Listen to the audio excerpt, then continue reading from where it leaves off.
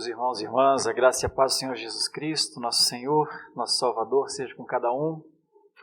Enquanto abrimos a Escritura e vamos pensar num texto que está na carta de Paulo aos Tessalonicenses, por favor. Carta de Paulo aos Tessalonicenses, capítulo 3, por favor. Paulo aos Tessalonicenses, primeira carta de Paulo aos Tessalonicenses, capítulo 3, e os versículos de 9 até o 13. 9 ao 13. Primeira carta de Paulo aos Tessalonicenses, capítulo 3, versículos 9 até o 13. Leiamos a palavra do Senhor, ouçamos-na. Está escrito então, dos versículos 9 para frente: Pois que ações de graças podemos tributar a Deus no tocante a vós outros, por toda a alegria com que nos regozijamos por vossa causa, diante do nosso Deus, orando noite e dia com máximo empenho, para vos ver pessoalmente e reparar as deficiências da vossa fé. Ora, o nosso mesmo Deus e Pai e Jesus, nosso Senhor, dirijam-nos o caminho até vós. E o Senhor vos faça crescer e aumentar no amor uns para com os outros e para com todos, como também nós para convosco, a fim de que seja o vosso coração confirmado em santidade, isento de culpa, na presença de nosso Deus e Pai, na vinda de nosso Senhor Jesus Cristo, com todos os santos. Amém. Nosso Deus, estamos diante da Tua palavra. Nossa dependência é total agora da iluminação do Teu Espírito, o Santo Espírito. E nós esperamos nele para entendermos e para aplicarmos a Tua palavra à nossa vida. Em nome de Jesus. Amém. Meus queridos irmãos e irmãs, estou aqui iniciando o que eu poderia chamar de sermões de despedida, talvez. Um dia chega e esse momento está chegando.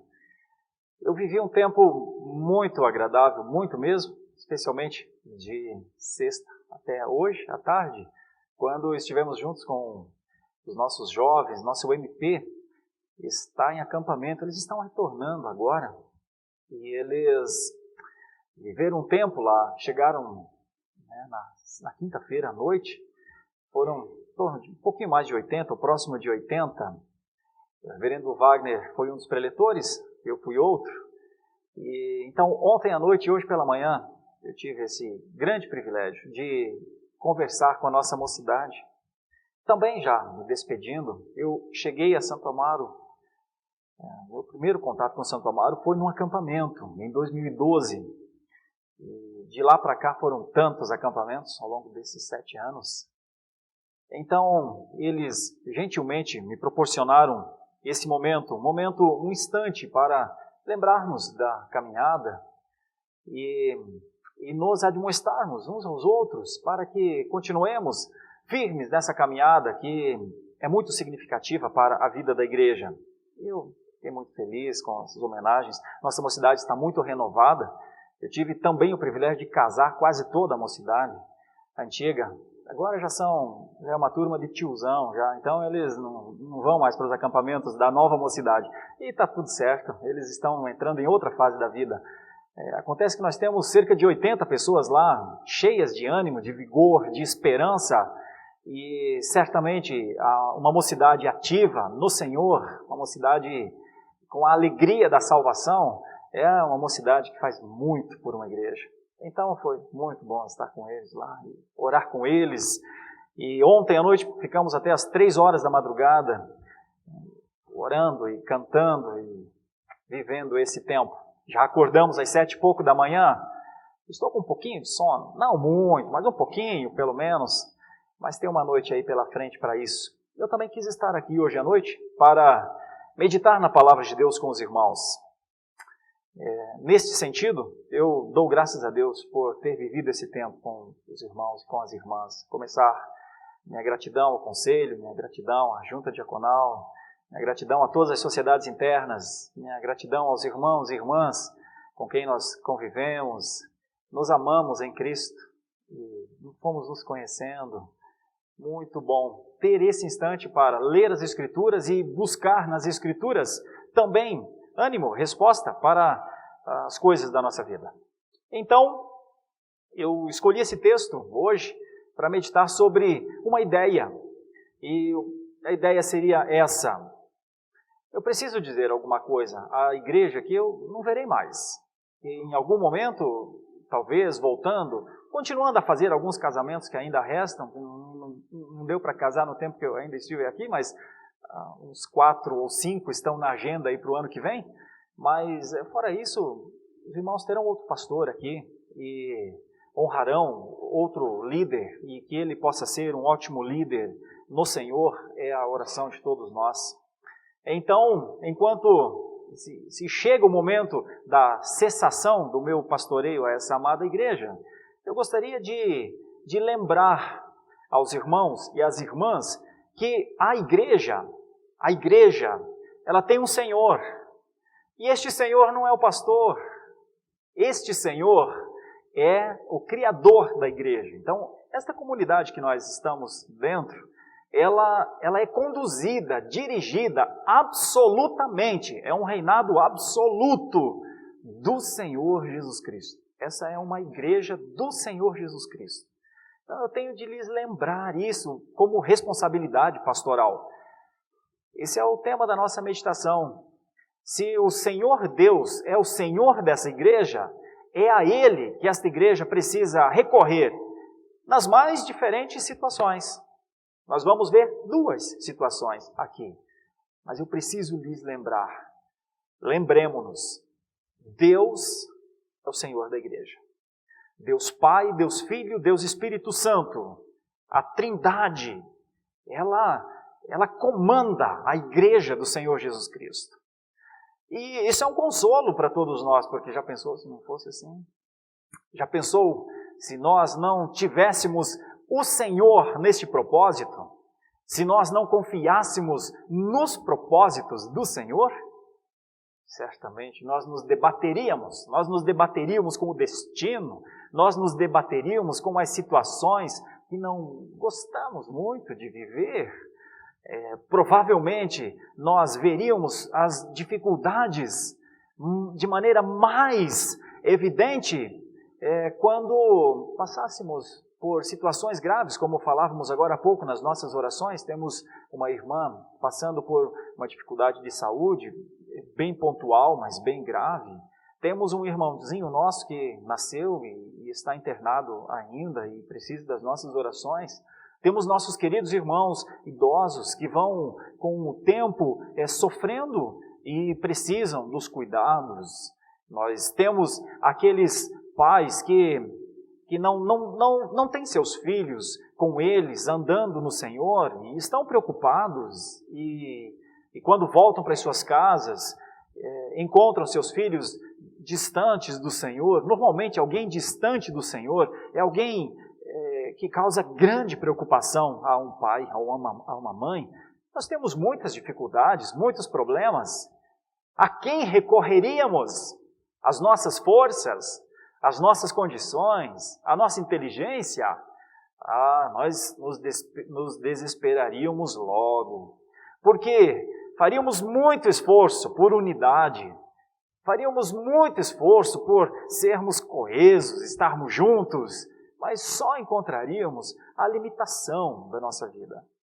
Então, antes de confiar em nós mesmos, nós temos alguém para confiar. O Senhor da igreja. Confiemos no Senhor da igreja. Esse é o título da nossa meditação. Eu preciso lhes dizer isso. Confiemos no Senhor da igreja. Ele ama a sua igreja e Ele faz tudo por ela. Confiemos no Senhor que estabeleceu-nos dentro da igreja. E nesse contato, nessa vida com o Senhor, temos de nos lembrar de 2 coisas. São as 2 subdivisões do nosso texto nessa noite. Já que a ideia é confiar no Senhor, mas confiar de verdade no Senhor, confiar só no Senhor, eu vou destacar duas coisas. Primeira coisa, Deus é digno de ação de graças continuamente. Deus é digno de ações de graças continuamente. Eu vou tentar explicar isso com o texto. E uma segunda ideia é que Deus é fonte de crescimento para o amor e para a santidade. Deus é fonte de crescimento para o amor e para a santidade. Na conversa com os nossos jovens, eu trabalhei duas coisas com eles. Trabalhei em Eclesiastes, capítulo 8, que fala que a sabedoria, quando ela é encontrada, quando alguém consegue viver sob os cuidados da sabedoria, ele começa a perceber que há um rei, um senhor, que há alguém que trabalha no seu reino o tempo inteiro.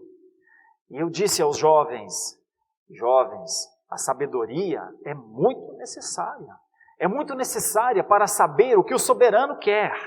É muito necessária para entender as suas palavras. As palavras do rei são palavras supremas. Está escrito lá em Eclesiastes 8. E aquele que descobre essa sabedoria é considerado pela palavra um sábio. Existem muitas pessoas que sabem muitas coisas na vida, mas aquele que consegue discernir entre o tempo e o modo de fazer as coisas, nas Escrituras, é chamado de sábio. E este sábio, então, que sabe que tem um soberano sobre ele, coloca o seu coração para que o soberano conduza o seu coração. Os dias atuais não são dias de corações subjugados à vontade de Deus. Nos nossos dias, existe uma propaganda para que o coração lidere a vida. E nós, dentro dos limites da teologia reformada, confrontamos esses pensamentos humanistas, hiperemocionais, que na verdade conduzem as pessoas ao erro, ao engano, porque o coração não é tão confiável como a humanidade pensa que é. É melhor confiar a nossa vida ao Senhor e colocar o nosso coração debaixo da soberania de Deus. O nosso coração pode ser alguém ou uma força dentro de nós para glorificar ao Senhor se Ele estiver subjugado à vontade dEle. Ou pode ser alguém que vai confrontar as palavras do Senhor. Bom, eu falava isso com os jovens. Claro que eu estendi isso ontem à noite e hoje pela manhã. Mas eu trago um pouco disso à preciosa igreja, aos preciosos irmãos e irmãs. Preciso lhes dizer, a sabedoria consiste do temor do Senhor. O princípio, o começo da sabedoria está quando nós olhamos para o Senhor e dizemos, as coisas podem não estar tão bem, mas são as coisas do Senhor.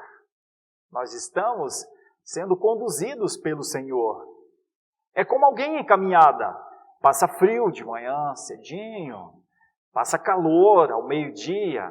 Quem gosta de calor não gosta do frio da manhã. Quem gosta do frio da manhã não gosta do calor do meio-dia. De repente, às 3 ou 4 horas da tarde, cai uma chuva. Quem gosta de sol não está gostando da chuva. Mas quem gosta de chuva se alegra, porque tinha tanto sol até agora, e agora, graças a Deus, veio chuva. Assim é a igreja. A igreja também tem suas expectativas. As pessoas têm suas expectativas.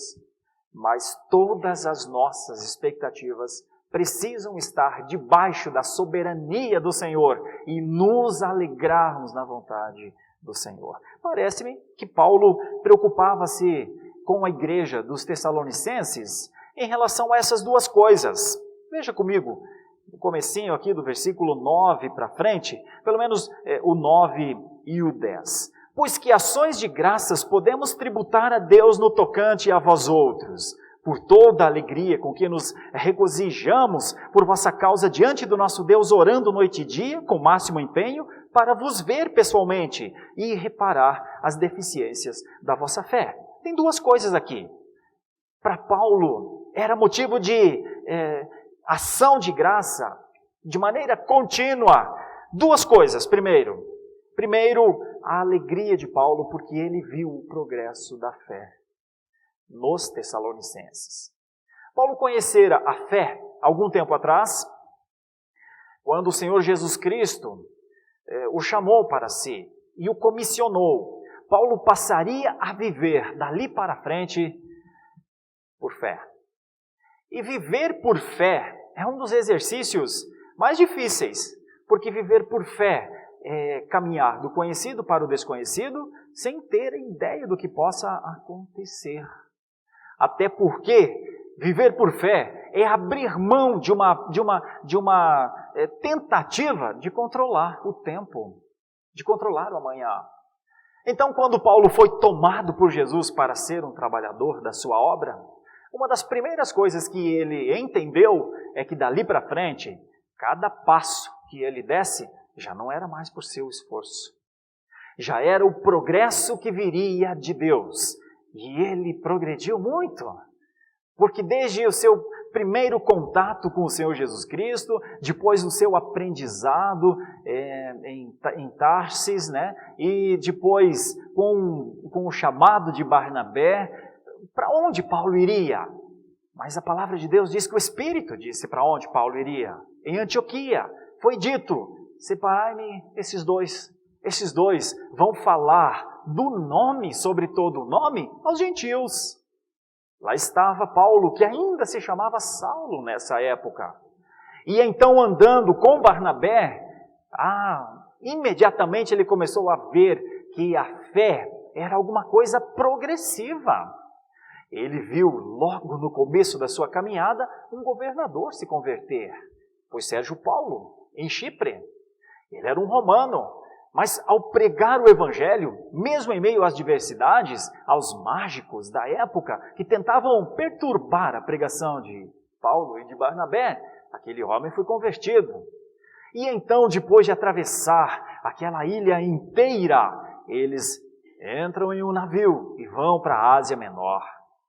Quando eles entram nas cidades de Derbe, Listra e outras cidades, e vão para as sinagogas e começam a pregar o Evangelho, eles têm duas coisas. Eles têm os que são convertidos pelo poder da palavra e tem os que se opõem à palavra. Então eles começam a ver o que Deus está fazendo. Então Paulo teve esse contato, fez uma viagem, fez 2 viagens, fez 3 viagens. E em meio a essas demandas, essas lutas, esse trabalho todo, ele chegou a Tessalônica e pregou o Evangelho naquela região. E seguiu seu caminho, desceu até Corinto, mas deixou ali fé. Quanto de fé Paulo havia deixado naquela igreja? O testemunho da sua vida de ter andado no Senhor?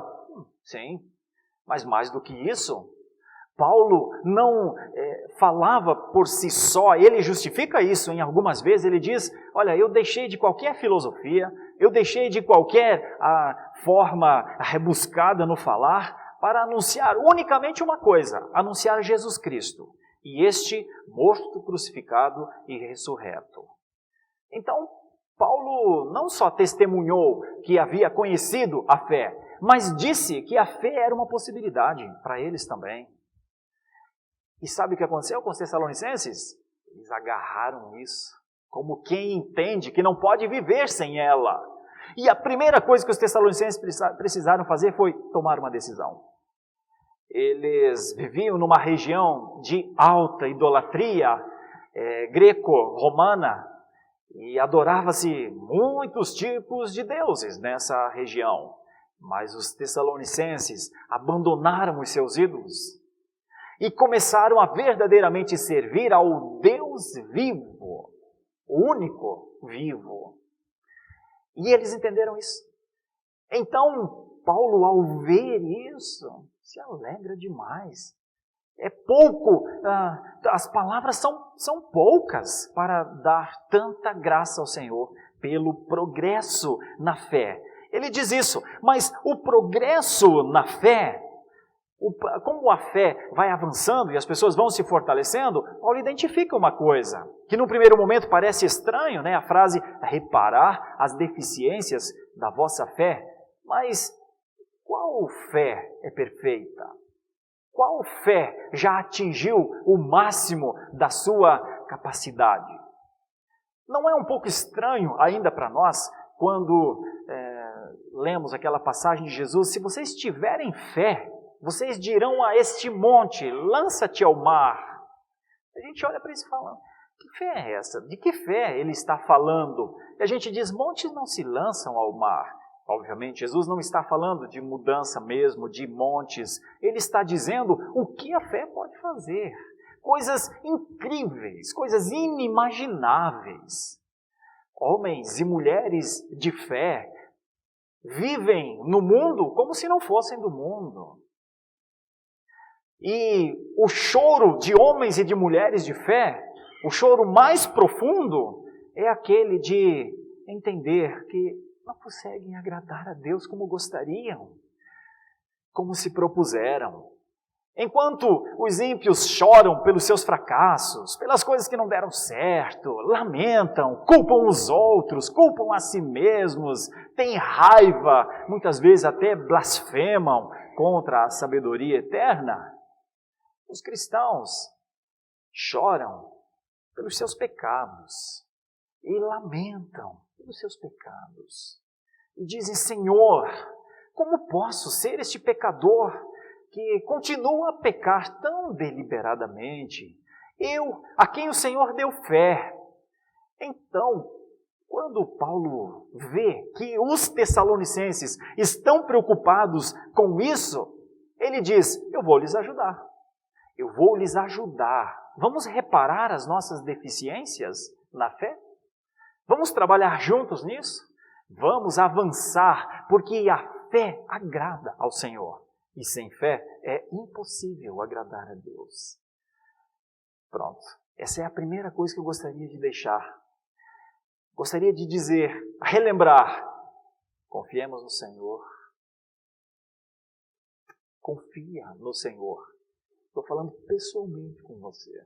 Confia no Senhor. E como Paulo, quero te lembrar que Deus é digno de ações de graças continuamente. Porque Ele faz a fé progredir. Faz a fé daqueles que estão conosco progredir e faz a nossa própria fé progredir. E age colocando pessoas para ajudar. E a ajuda que estava aqui, a caminho, vamos dizer assim, dos tessalonicenses, era o amigo de Paulo, o Timóteo. E Paulo estava muito preocupado, os textos precedentes, eles dizem que Paulo ficou em Atenas, mas estava muito preocupado com o estado da fé dos tessalonicenses. Então esse é o contexto, muita tribulação apostólica. Ele chega a dizer, olha, ninguém de nós está enganado. Eu lhes disse isso desde o começo, que grandes tribulações viriam sobre todos nós, está nos versículos 1 a 3. Ele disse mais do que isso, olha, a minha preocupação, no versículo 5, ele diz, a minha preocupação inclusive é com o tentador. O tentador vai se infiltrar na igreja. O tentador vai tentar dissuadir a fé da igreja. Estou muito preocupado, os versículos 5 parecem mostrar, ele mandou indagar o estado da fé deles, temendo que o tentador os provasse e o trabalho todo desenvolvido fosse inútil. Então veja que esse é o contexto, essa é a preocupação de Paulo. Paulo está preocupado em que eles progridam mais e mais e não regridam mais e mais. Bom, neste que é um dos sermões de despedidas, gostaria de orar por isso também. É o que eu vou esperar. Vou esperar que a fé que foi entregue aos santos, a fé que foi dada aos eleitos, progrida, avance. E que viver por fé não seja algo excepcional, seja algo ordinário. que a fé na vida da Igreja Presbiteriana de Santo Amaro seja uma evidência consciente do que o Senhor fez nela. Você já pensou se Deus não renovasse a nossa mocidade? Quando a nossa mocidade atingisse um determinado tempo, até os 30, mais ou menos, 30 e poucos anos, é o tempo da nossa mocidade. Já pensou se Deus não renovasse? Então teria acabado agora. A gente brincou lá no acampamento da mocidade antiga, o Pacheco está ali, a gente ficou, enquanto víamos as meninas jogando bola, jogando muito mal, diga-se de passagem, nós dizíamos lá, veja, olha quanta gente nova, são uns 80 aqui, eu acho que tinha uns 70 novos, né, Pacheco?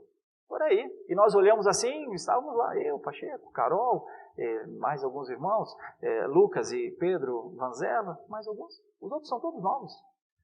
Já pensaste se Deus não renovasse a sua igreja? Se Deus não trouxesse pela sua palavra? Se Deus não agisse de maneira que aqueles que eram adolescentes até pouco tempo atrás e agora estão lá, porque a nossa mocidade está integrando os adolescentes. Ontem à noite eles brincaram muito, se sujaram demais e fizeram fotos e tudo mais do seu estado deplorável depois da gincana.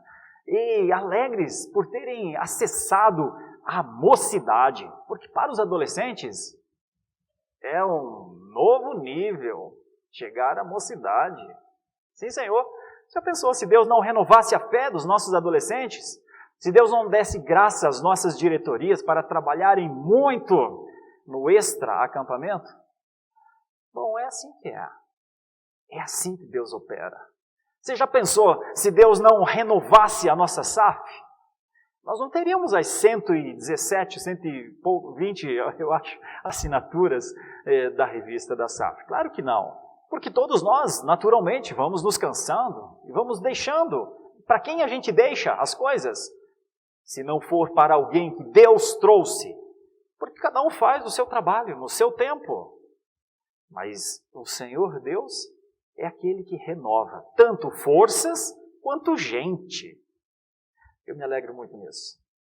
E quero dizer aos irmãos, Deus é digno de ação de graças. Você já pensou, se o Senhor Deus, com a sua graça, não trouxesse domingo após domingo aqueles que vêm para ouvir a pregação da palavra? Já pensou se Deus não os trouxesse? Não haveria convertidos.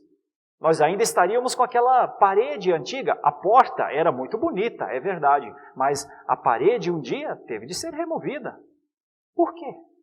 Porque o Senhor, com a sua graça, faz a obra. Eu lhe digo isso aplicando. Você teme? Você duvida? Você não acredita? Acredite. Creia no Senhor, confie no Senhor. Você ainda terá muitos novos irmãos. Você conhecerá muitas outras pessoas que o Senhor trará para a sua família. A família do Senhor tem limite só na vontade de Deus. Só o Senhor dá limite à sua casa. Nós nunca sabemos quem serão os nossos novos irmãos. Nós nos alegramos muito nesse final de semana, conversando com muita gente sobre isso. Agradecendo a todos aqueles que têm trabalhado muito ao longo destes anos todos, e nos alegrando com aqueles que têm chegado para servir a Deus, porque a palavra tem feito isso com eles. A palavra tem feito isso com você também? Você tem tido progresso na fé? Quem são as pessoas que têm cuidado de você, que têm reparado a sua fé? Porque Paulo, quando fala aos Tessalonicenses, ele diz isso nesses versículos. Ele está tão feliz, muito feliz, diz no versículo 9, ele nem sabe como tributar a Deus tanta alegria, né, diante de Deus. Tanto é que ele diz que ele não para de orar.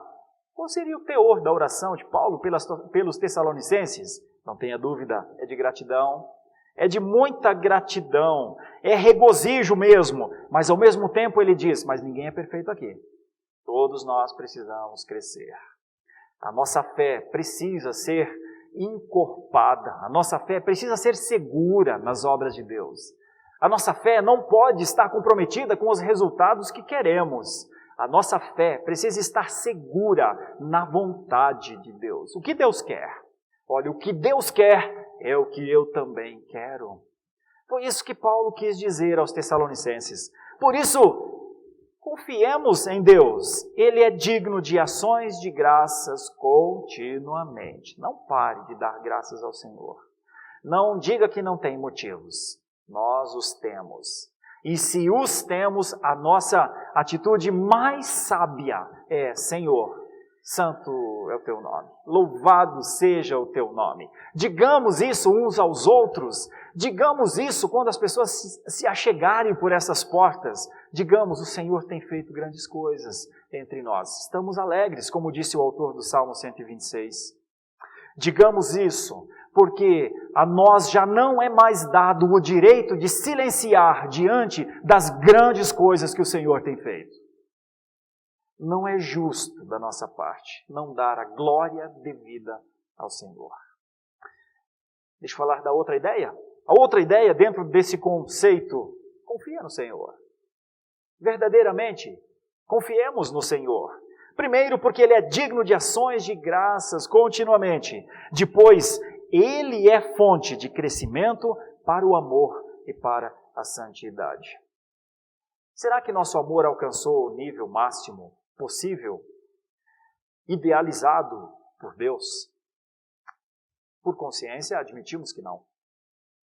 Será que a santidade, o conceito de separação, atingiu aquilo que nós sabemos que é o que o Senhor quer, porque a Bíblia diz que Ele é santo?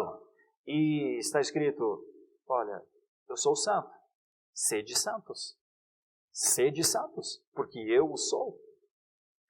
A nossa consciência, certamente, com responsabilidade, terá de admitir que não. Então vamos ver como é que o texto se desenvolve. Vamos ver como é que Paulo trabalhou isso na igreja dos Tessalonicenses. Do versículo, então, 11 para frente, nós temos uma ideia. E aqui já começa propriamente a oração de Paulo. Primeiro, Paulo fala de quem Deus é. Tanto é que o nome de Deus e de Jesus aparecem 10 vezes nessa passagem, do 9 até o 13. 10 vezes. Olha, é Deus no 9, no 11, Deus e Pai, e Jesus, nosso Senhor.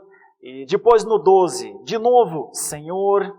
E depois no 13, Deus e Pai, Senhor, Jesus.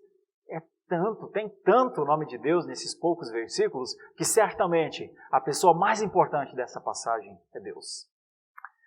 E Paulo está dizendo isso à igreja de Tessalônica, com todo o amor que lhe é peculiar. Ele está dizendo que Deus não é só digno de ações de graças continuamente, mas Ele é verdadeiramente a fonte para crescer em amor e santidade. Será que a igreja quer crescer em amor e santidade? Eu te respondo: quer sim, eu sei que quer. Eu sei que quer. Porque a igreja quer ser sempre ser identificada com o seu Senhor. E Deus é amor. Então ele diz: sede santos porque eu sou santo. E a palavra de Deus diz em João que Ele é o próprio amor. Não é que Ele cria o amor, Ele o é. Então Deus é amor e Deus é santo.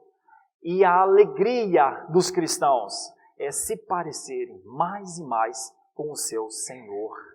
Por isso, a passagem parece nos mostrar que Deus é fonte desse crescimento, tanto de amor quanto de santidade, quando no versículo 11 está escrito que Deus dirige os passos. Na verdade, é a oração de Paulo. Ora, o nosso mesmo Deus e Pai e Jesus, nosso Senhor, dirijam-nos o caminho até vós. Por que Paulo faz essa oração já? Que o Senhor nos dirija. Primeiro, pela consciência que Paulo tem, que é Deus quem dirige todos os caminhos. Nós poderíamos olhar na história e ver, desde a saída do Egito, quem dirigiu o povo? E como Deus dirige o povo? Deus não diz apenas: anda por aquele caminho, aquele lá, anda por aquele caminho. Não, Senhor. A nuvem guiava, a glória de Deus assistia, a presença de Deus acompanhava. Então Deus dirige caminhos, sim. Deus dirige passos, sim. E essa é a primeira consideração dessa fonte de crescimento de crescimento em amor e santidade. é que Deus manda a cavalaria de apoio. Não é fácil crescer sozinho, não é verdade?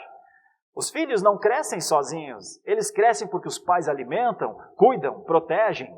Os filhos de Deus também crescem porque sempre tem alguém cuidando deles. Lá vem a cavalaria, lá vem o apoio, lá vem a segurança que faltava, lá vem quem pode me ajudar. E Deus tem dado à igreja dele mais e mais homens e mulheres que com a sua vida, com a sua dedicação, com as suas agendas, cuidam dos santos, dos eleitos. Olha ao redor. Veja quantos líderes surgiram nessa igreja. Veja quantos líderes nós temos nos pequenos grupos. Homens e mulheres que abrem suas casas, que ensinam a palavra, outros ensinam a palavra, outros levam as canções, outros cuidam para atender aqueles que de repente vêm um pouquinho, mas alterna e tal, vacila um pouco e tal. Olha o que temos de líderes nos nossos PGs cuidando dos eleitos. Se você ainda não faz parte de um PG, faça, porque você vai ser cuidado também. Você vai ser ajudado, orientado. Passos dirigem-se na sua direção e é Deus quem está fazendo isso. Essa é a oração de Paulo. Dirija os nossos passos até onde vocês estão, Senhor. Você pode acreditar. Deus o fez, não só com o povo na história, não só com Paulo em relação aos necessitados de Tessalônica, como a mim e a você. Deus tem sempre os seus servos cuidando dos eleitos. Você é um eleito? Você entende que vive na fé? Tenha certeza. Você não é autossuficiente. E erra se pensa que é. Nenhum de nós é. Nós somos fortalecidos pela presença dos nossos irmãos, pelo trabalho dos nossos irmãos, pela fé que eles evidenciam. Nós precisamos andar do lado de gente que tem fé, de gente que a gente vê que o que eles pensam, o que eles falam e o que eles fazem é proveniente da graça de Deus. Por isso a igreja não é um lugar que a gente sai de casa sem ter contato com ninguém da igreja mesmo. E vai para um lugar e ouve a palavra, depois volta para a nossa casa isolado e diz, não, mas eu faço parte dessa igreja. Quem age assim, perde um pouco do que a comunhão dos santos pode proporcionar. E normalmente tem muita dificuldade de relacionamento, inclusive. Normalmente.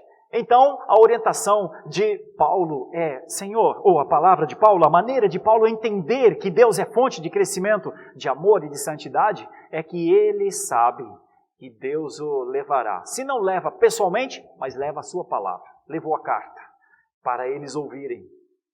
Uma outra ideia dentro desse contexto maior, de que Deus é fonte de crescimento para amor e santidade, é que Paulo, na sua oração, olha a oração de Paulo, ele gostaria que fosse confirmado o coração dos tessalonicenses. Paulo usa essa palavra algumas vezes, na verdade Lucas usa, quando conta a trajetória de Paulo em Atos. Na segunda viagem missionária de Paulo, o motivo foi confirmar o coração dos escolhidos, das igrejas. A primeira viagem missionária foi altamente evangelística.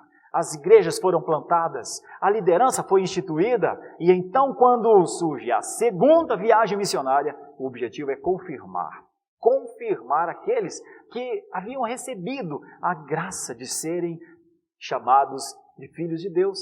Então essa palavra confirmar está sempre no vocabulário de Paulo, na vida de Paulo. E agora ele ora pelos tessalonicenses para que o coração deles seja confirmado. Isso está aqui no versículo 12, né? E o Senhor vos faça crescer e aumentar no amor uns para com os outros e para com todos, como também nós para convosco. E no 13, a fim de que seja o vosso coração confirmado, reafirmado, seguro, como quem finca um esteio no chão para segurar uma casa. Assim, Paulo esperava que o coração não fosse motivado por volúpias, para que o coração não fosse jogado de um lado para o outro, como uma folha como o vento bate numa folha e a folha vai para qualquer lado. O coração dos tessalonicenses não poderia o destino do coração dos Tessalonicenses não poderia ser qualquer lado. Teria de ser a santidade e o amor. Teria de ser conhecer mais e mais o amor de Deus e a santidade dele.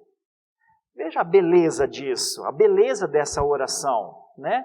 A esperança de Paulo, então, era para que eles tivessem um aumento, um crescimento no amor uns para com os outros. Note a diferença do amor bíblico para o amor secular. No amor secular, a fonte, vamos dizer assim, é a pessoa que ama. No conceito secular, todos querem ser amados. Mas no conceito bíblico, todos devem amar aos outros. Porque o amor visa o bem do próximo. O amor não visa o bem de quem tem amor. O amor visa o bem de quem precisa de amor. Por isso, Paulo diz, eu oro por isso. Eu oro por mais caridade entre vocês. Eu oro para que o amor de Deus seja manifestado nas ações de vocês, de uns para com os outros. Na gentileza, no cuidado, no respeito, na atenção. Eu oro para que a palavra que estará entre vocês seja de gratidão a Deus pelos seus grandes feitos e, ao mesmo tempo, um importar-se com o irmão. Então, a orientação de Paulo parece ser essa. O coração deles deveria ser confirmado nessa ideia, em amor, em santidade. Deus é a fonte desse crescimento. Talvez mais duas coisas aqui que são importantes, né? Também está no texto, dentro da ideia de que Deus é a fonte de crescimento para o amor e para a santidade. Deus não só dirige os passos de Paulo até os Tessalonicenses, Deus não só confirma o coração dos Tessalonicenses, mas Deus prepara os eleitos para a segunda vinda do Senhor Jesus Cristo. Veja a oração de Paulo. Paulo quer vê-los com um coração confirmado em santidade e amor. Sabem por quê? Porque Cristo está voltando. Já pensou? Cristo voltar e não encontrar o amor de Deus e a santidade de Deus na igreja dele? Já pensou? Vê a preocupação de Paulo, então? Só que Paulo sabe que Deus é a fonte desse crescimento. E Paulo fala isso a eles, então. Preparem-se, Cristo está voltando. Está aqui no versículo 13, no final. A fim de que seja o vosso coração confirmado em santidade, isento de culpa, na presença de nosso Deus e Pai, na vinda de nosso Senhor Jesus Cristo, com todos os seus santos. Que é o conjunto de eleitos de Deus, que é o limite da família de Deus, que nós não sabemos, porque esse número só Deus sabe. Confiemos em Deus. Confiemos em Deus primeiro, porque Ele é digno de ações de graças continuamente. Nós temos de dizer isso ao nosso próprio coração, à nossa mente. Senhor, digno seja o Senhor, de louvor e honra e gratidão pelo que o Senhor é. Nós temos de lembrar a nossa mente constantemente que o Senhor é isso, na igreja dele. E depois, se talvez tenhamos fragilidades, não só de fé, como está aqui relatado na primeira parte, mas também tenhamos deficiências em amor e santidade. Veja, fé, amor e santidade. São as três preocupações de Paulo com a igreja dos Tessalonicenses. Então nós temos de lembrar onde está a fonte possível para esse crescimento. Ela não está em nós. Ela não está na nossa condição. Nenhum de nós se tornará mais amoroso e mais santo por esforços próprios. É um erro. Não precisa errar, porque a palavra lhe previne. Não aposte nisso. Creia em outra coisa. Creia que o Senhor ama a sua igreja, você faz parte da sua igreja, e Ele está lhe dando a condição de ser mais caridoso. E Ele está lhe dando a condição de amar verdadeiramente mais. Quantos de nós já tiveram a oportunidade de amar aos nossos irmãos com ações, com prática? Quantos de nós já tem no seu pensamento, olha, eu pude ser útil, eu pude fazer isto por esta pessoa. Deixa eu lhe falar, é importante. Nossa mocidade, anualmente, faz doação de sangue. Anualmente. E neste momento, o nosso esforço foi concentrado para nossa irmã Juliana. Mas todos nós temos sangue, né? Todos nós. A alguns, Deus lhes deu a graça, a muitos na verdade, Deus lhes deu a graça de fazerem esse bem à nossa irmã necessitada nesse momento. Nós temos irmãos que precisam de um tipo de presença, de um tipo de amor, de um tipo de misericórdia, que não é de palavras, é de ações. Então dizer Deus te abençoe, então colocar as mãozinhas postas numa rede social, já não é mais tudo, porque pessoas precisam um pouco mais. Quantos de nós já puderam vivenciar aquilo que a palavra de Deus diz que melhor é dar do que receber? Mais bem-aventurado é o que dá do que o que recebe. Essa é a minha oração. Que a Igreja Presbiteriana de Santo Amaro cresça em amor, em caridade, e que ela se abra, alargue o seu coração. E que se hoje nós temos esse número de pequenos grupos, na casa dos 20, mas nós temos um potencial para ter 40 pequenos grupos, mas a sua casa precisa ser um lugar para receber os irmãos. Mas, reverendo, minha casa é simples. Viu? A nossa igreja é simples. Nossas pessoas são simples. A humildade faz parte da simplicidade da vida. E vergonha não faz parte. Na verdade, vergonha normalmente é um tipo de soberba. Quem tem vergonha, muitas vezes, de receber pessoas na sua casa, na verdade, não é nem humildade, é soberba. Porque tem medo do que alguém vai falar. Aqui ninguém fala mal das casas que são abertas para a gente estar. E se você experimentar isso, você verá e confirmará. Mas também se não experimentar isso, não verá e não confirmará. Fique com o seu pensamento. Mas é um pensamento equivocado. Porque o potencial que uma igreja protestante, reformada, tem de oferecer a comunhão dos santos é o limite das casas. Porque aqui na igreja, nós nos reunimos aqui 200, 300, 400, às vezes ocupamos todas as nossas cadeiras, principalmente de manhã. Mas aqui é tão pontual. É um dia só, às vezes uma manhã só, às vezes uma noite só.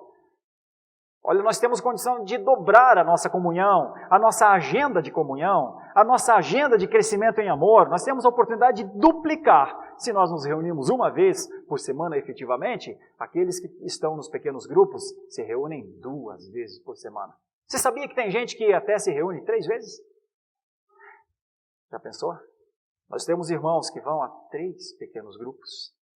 Eu acho isso maravilhoso, acho lindo, acho crescimento, acho evolução, acho um tipo de entendimento assim relacionado ao amor digno de elogio. Eu o faço sem desprendimento algum, porque essa glória não é minha, essa glória é de Deus, pela comunhão que Ele tem gerado no meio do povo dEle.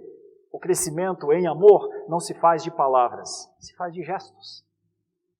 Você já pensou o quanto o nosso coral do faz bem quando, um sábado à tarde, fica no corredor cantando músicas de louvor, músicas que engrandecem ao Senhor, músicas que levam as pessoas a chorar nos seus leitos? Você já pensou? Pois é. Então, mas todos nós temos voz. Todos nós temos tempo. Todos nós. Qual é o limite de uma ação benéfica, verdadeiramente social? A disposição dos membros, o amor, o apego às coisas de Deus, o gostar de cantar as coisas de Deus, o gostar de ser útil a alguém. Sim, Senhor. E é lindo demais ver isso. É precioso aos nossos olhos ver o crescimento saudável. Harry Reeder III, pastor da Igreja Presbiteriana de Briarwood, nos Estados Unidos, uma igreja muito grande, uma igreja de mais de 5.000 membros. Em determinado momento ela tinha 300 ou 400 membros. E então Harry Reeder começou a se preocupar. Ele disse, minha igreja está crescendo, eu preciso de gente para cuidar deste povo. Eu sozinho não vou dar conta. E ela foi crescendo, crescendo e crescendo. Hoje eles têm um movimento chamado das brasas para a chama, um movimento de revitalização de igrejas no mundo inteiro, nas zonas de conflito no mundo. Eles eram uma igreja de 300 e poucos membros. Mas quando o Senhor deu o crescimento em amor, em santidade, então pessoas que não eram fiéis nos seus dízimos, que não se comprometiam com a obra do Senhor, começaram a se comprometer e eles começaram a cuidar de igrejas nos lugares mais distantes. O movimento deles é mundial hoje. Eu estive com o Dr. Harry Reeder para admirar o que Deus fez e está fazendo. Não pode ficar de fora. Você não pode ficar fora dos planos maravilhosos de Deus para alcançar os seus eleitos. Paulo está preocupado com isso. Paulo quer ver confirmado no coração deles uma santidade tal que tudo que eles fazem é motivado pela vinda de Cristo. Você sabia que a melhor motivação para uma vida santa é saber que Cristo está voltando?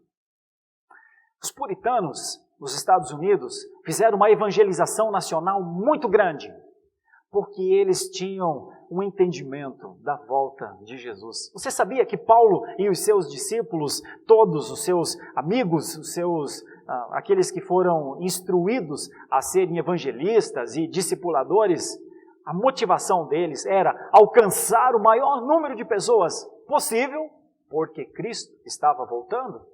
Você sabia que os melhores evangelistas de hoje são evangelistas pela motivação? Sabe qual é a motivação? Tenho de fazer a obra enquanto estamos aqui, porque Cristo está voltando.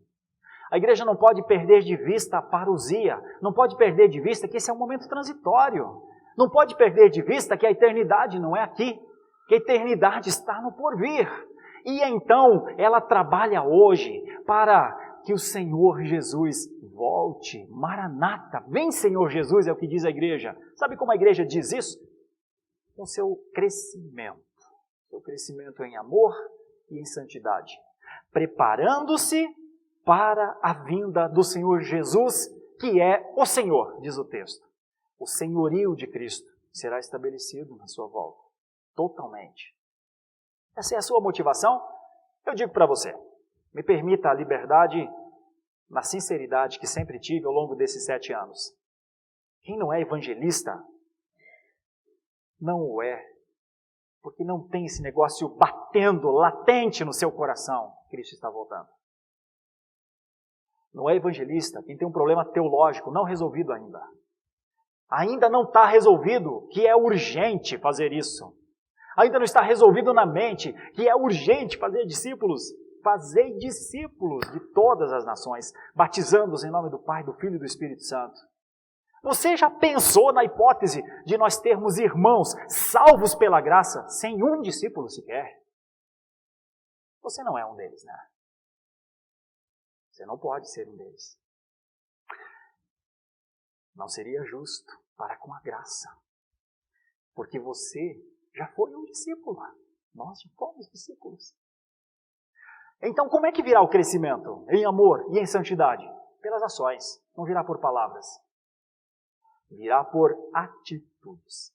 O Senhor, com a sua graça, nos dê aquilo que Paulo queria que os tessalonicenses tivessem. Primeiro de tudo, confiança em Deus. A ideia geral é, confia no Senhor. Por quê? Porque o Senhor é digno de ações de graça continuamente, porque Ele trabalha de dia e de noite. Depois, porque Ele é fonte de crescimento. Tanto para o amor, quanto para a santidade. Nenhum de nós está completo. Deus continua a nos aperfeiçoar. Você está sendo aperfeiçoado, não está? Não está estagnado na fé. Está? Não. Para a glória do Senhor, não podemos estacionar, porque nós somos para o movimento. Que Deus continue a nos movimentar para a glória, continue a nos levar. E se houver entre nós algum caído, alguém que não está conseguindo caminhar e levar outras pessoas, que haja humildade para pedir ajuda. Provavelmente sempre há alguém do lado que pode fazer isso por você. Deus faz isso. Deus deu Paulo para os Tessalonicenses e deu muitos outros irmãos, Timóteo e muitos outros. Certamente Deus dará para a sua fé um auxílio. Ame o crescimento de Deus. Só que o crescimento de Deus é mudança de status continuamente. Então aquele que não fez um discípulo agora será um discipulador. Então aquele que não evangelizou ninguém, porque não estava muito claro que Cristo realmente está voltando, eu estou dizendo aqui agora, Ele está voltando, porque a palavra de Deus diz que Ele está voltando. E se você tem o privilégio e a oportunidade de fazer isso, faça logo, faça já. Não estacione naquele lugar que não é para você ficar. O Senhor nos encontrará no estado das nossas persistências, da nossa perseverança, da maneira como nos distanciamos da imoralidade do mundo e moralmente aceitamos os desígnios de Deus e amamos a sua vontade. A sua vontade é Cristo voltar e Ele voltará. Você não pode se surpreender com a volta de Cristo, porque é promessa. Você não pode se dar de susto assim, tipo, Ele vai voltar mesmo? Você não precisa ter essa dúvida. Ao crer nos desígnios de Deus, isso está dentro dos desígnios de Deus. Creiamos juntos. Oremos. Nosso Deus e nosso Pai, diante da Tua palavra, que sempre trabalha em nós, estamos. Senhor, chamados a confiar, eu e meus irmãos, porque o Senhor é digno de receber a honra e a glória e o louvor continuamente, não só aqui no momento de culto, continuamente, lá na nossa casa, lá na nossa vida, com as pessoas que estão do nosso lado. É digno de ouvir um hino de louvor dos nossos lábios. Não ouvir murmurações, tanto para com o Senhor quanto para com os outros, mas honra e dignidade ao Senhor. Nossos filhos precisam ouvir dos nossos lábios que o Senhor é grande. Precisam ouvir dos nossos lábios que o Senhor é digno de ações de graças. E prestar essas ações de graças é o tributo da fé. Porque nós dizemos a nós mesmos, aos que estão próximos de nós, grande é o Senhor dos exércitos, Ele tem feito maravilhas. Nossos filhos precisam conhecer este Deus, o Deus da segurança. Em meio aos dilemas das suas idades, eles precisam confiar ao Senhor. Pecadores vão ao Senhor para ter seus pecados perdoados. Nossos filhos precisam ver isso na nossa vida, não só por nossa fala, mas pela segurança, a segurança que o Senhor nos deu. Obrigado, Senhor, pelo que o Senhor já tem dado aos pais para que continuem a educar os seus filhos na fé. Senhor Deus, nós também te louvamos porque é uma fonte inesgotável. O Senhor faz com que haja crescimento, mais amor, mais santidade. Não o mesmo de ontem. Hoje é um novo dia que o Senhor fez e nos deu. Obrigado por este domingo. Obrigado por aqueles jovens que acabaram de chegar. Já estou vendo aqui jovens aqui, Senhor. Obrigado, Senhor, por aquelas irmãs, aqueles irmãos que têm trabalhado arduamente para o crescimento do Teu nome neste lugar. Essa igreja é um farol neste lugar. Precisa ter uma luz forte, uma luz alta, que certamente demonstrará que aqui se adora ao Senhor. Não há espaço para honrarias pessoais, nada. Ninguém é nada aqui, a começar pelo seu pastor neste lugar. Ninguém é nada, e ninguém nunca será nada. O Senhor é tudo em todos. Senhor, derruba aqueles nossos pensamentos que muitas vezes parecem não perceber a soberania, a majestade do Senhor. Conserta nosso jeito de pensar na glória. Ajuda-nos, Senhor, fortalece-nos com a oportunidade que temos para que nós mesmos vejamos o nosso crescimento. Crescimento em amor, em atos, crescimento em santidade, em adoração. Assim nós oramos. O Senhor sabe que eu particularmente vou orar por isso e esperar as boas notícias dos meus irmãos em franco crescimento de amor e de santidade. Nossa oração, em nome de Jesus, com o perdão dos nossos pecados. Amém.